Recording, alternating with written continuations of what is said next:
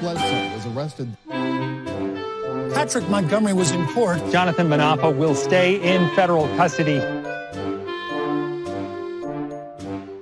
No, I don't take responsibility at all.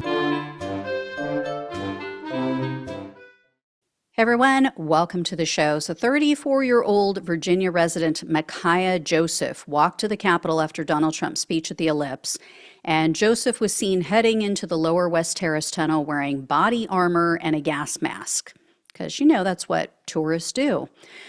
So Joseph maneuvered to the front of the police line, and then he joined the crowd in pushing against the officers and their riot shields.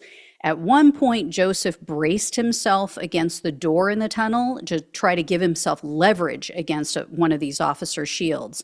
About 10 minutes after that, Joseph backed off. He headed towards the mouth of the tunnel. And as he was walking towards the exit, he handed his gas mask to another member of the mob.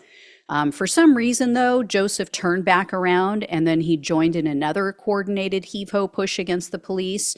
And then Joseph exited the tunnel several minutes after that. So Joseph was arrested on January 18th of 2023, and he was charged with assaulting officers, civil disorder, entering a restricted building or grounds, disorderly conduct in a restricted building or grounds, physical violence in a restricted building or grounds, and impeding passage on Capitol grounds. So Joseph refused a plea deal. He opted for a trial, and he told some pretty hysterical stories when he testified.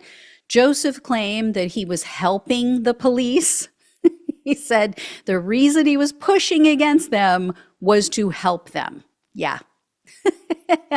He was helping, you guys. So Joseph said he was acting as a buffer. That was his word, quote unquote, buffer between the police and the people who had weapons. The jury did not buy that version of events after they saw the video evidence.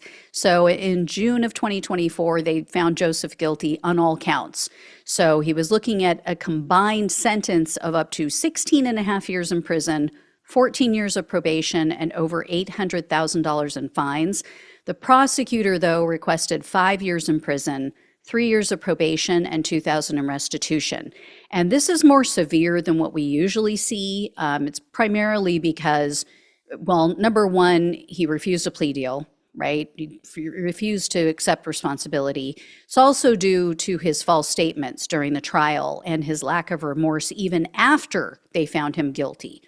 So U.S. District Judge Rudolph Contreras presided over Joseph's case.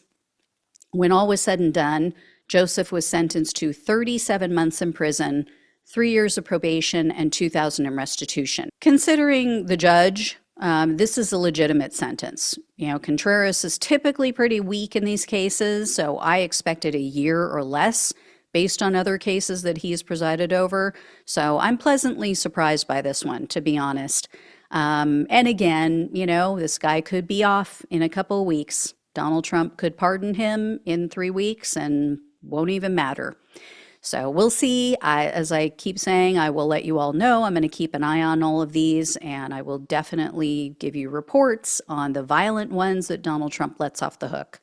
So thank you all so much for watching and listening. Please like, please share, and subscribe. Please donate if you can. Love you all. Take care. Talk with you soon.